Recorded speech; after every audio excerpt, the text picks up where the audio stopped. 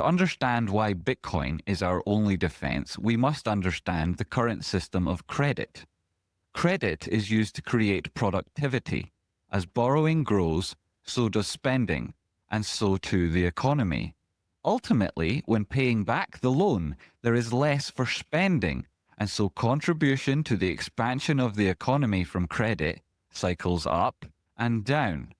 When the central bank wants to expand the economy, they either borrow money from other countries or lower domestic interest rates.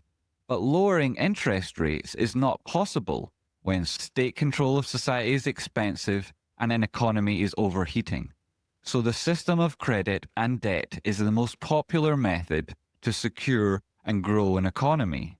This system depends on credit increasing productivity because although borrowing money will increase spending, if it doesn't ultimately also increase productivity, it will not expand your economy, but instead simply your currency. This currency expansion, also known as inflation, is a dilution of value and makes currency repayments increasingly expensive. So credit isn't just borrowing, it's the engine of the economy. And that engine has limits that create space for alternatives to step in, like Bitcoin. In 1971, the gold standard was used to value currencies against each other, but when America dropped it, the IMF created SDRs, special drawing rights, in its place to limit the supply of money and reduce the threat of global inflation, while providing a facility for countries to borrow without becoming trapped in a cycle of debt. The effectiveness of SDRs is a story for another day. The result of this system is that should a country borrow a currency other than their own and it goes up in value, the borrower is not punished by this dynamic. Paying back the loan does not become increasingly costly.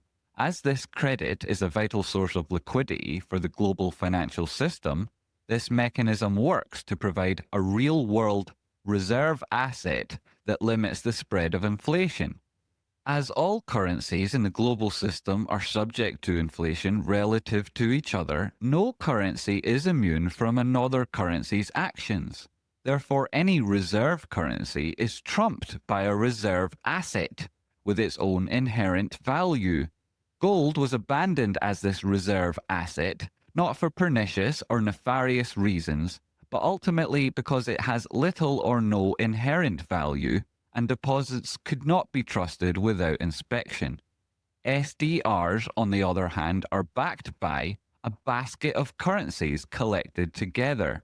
This is a unit of account for the IMF, and as all member countries' financing arrangements are denominated in SDRs, loans are theoretically immune from inflation, ensuring all credit is repaid in purchasing power terms without trapping debtors in spiraling debt.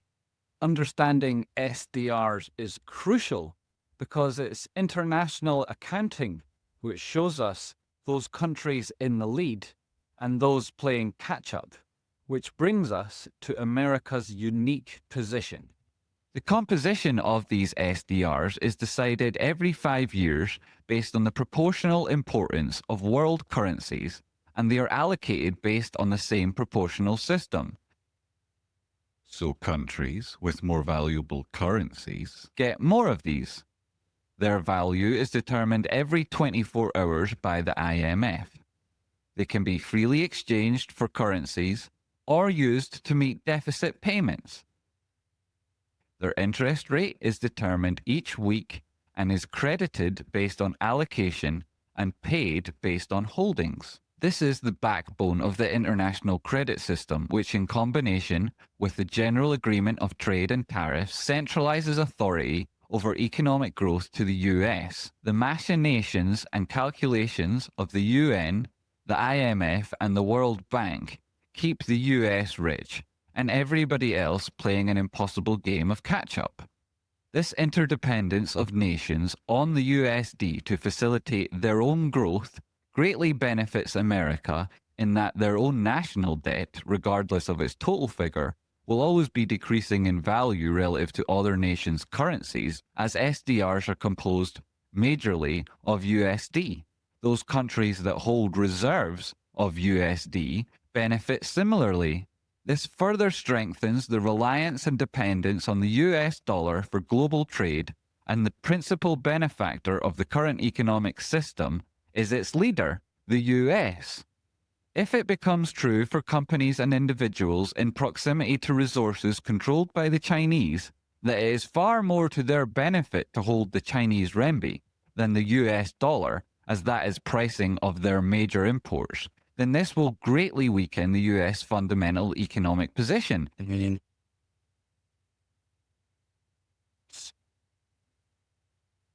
The IMF has raised the weighting of the Chinese yuan in the Special Drawing Rights or SDR currency basket. In its recent SDR review, the lender raised the yuan's weighting to 12.28% from 10.92%, while the US dollar's weighting is up by 1.65 percent points. The other three currencies in the basket had their weightings reduced. With superpowers playing their chess games, where does this leave you and me? This is where the importance of a decentralized, borderless asset like Bitcoin comes into play. Part of the evaluation of these currencies is based on their debt position. That is to say, how much is their debt as a proportion of total GDP. Some currencies are more reliant on this calculation than others. This is because another factor in determining their value is the role of that currency in facilitating world trade. This is where the USD claims the top spot. Due to their structure and obligations of the General Agreement of Trade and Tariffs, the dollar is used as a method of value exchange for cross-border transactions between banks, governments, and private companies around the world. China is countering this by deploying their digital currency as a function of trading relationships in such a way that allows for a parallel system of debt that will both increase the power of allied states while reducing global reliance on the US.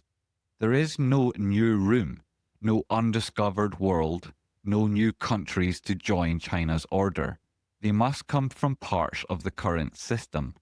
To leverage support, China must divide and conquer. Like the US, capital investment is their carrot.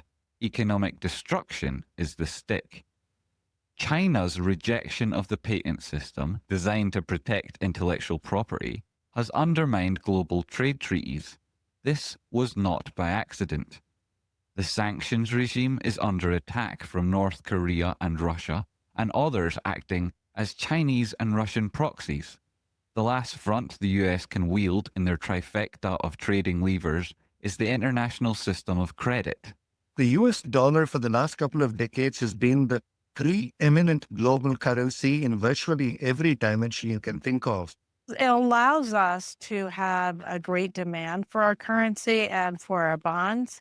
And so it often allows us to live a bit beyond our means, so we can borrow easily and at low interest rates in the world to finance economic growth. In 2015, the Chinese renminbi was added to the composition of the IMF's basket of currencies, making it a part of the world's only true reserve asset. As the renminbi grows in value compared to other currencies in the basket, then it will begin to make up a larger and larger part of every 5-year recomposition at the IMF. This gives the Chinese a velocity of influence which they are using not to strengthen the systems developed in Scotland and applied throughout the world by America, but instead to their own system of authoritarian control over markets, populations, and corporations. What does it say to the Chinese policymakers in terms of yuan's future? Well, for yuan's future, I think China has actually a very valuable thing here in the current background. That is the predictability and certainty. So Chinese government is having a very consistent policies, liberalize the capital account of Chinese yuan. So I'm thinking Chinese yuan is going to go value up in the long term despite its volatility in the recent background. I do believe that China is going to have a bigger share in SDR, and I'm very confident about that. Restructuring the international system of debt will cost quadrillions of dollars and a generation or 10 of wealth. So, from credit cycles to currency battles, one thing is clear: the systems of power are fragile, and your sovereignty depends on understanding them.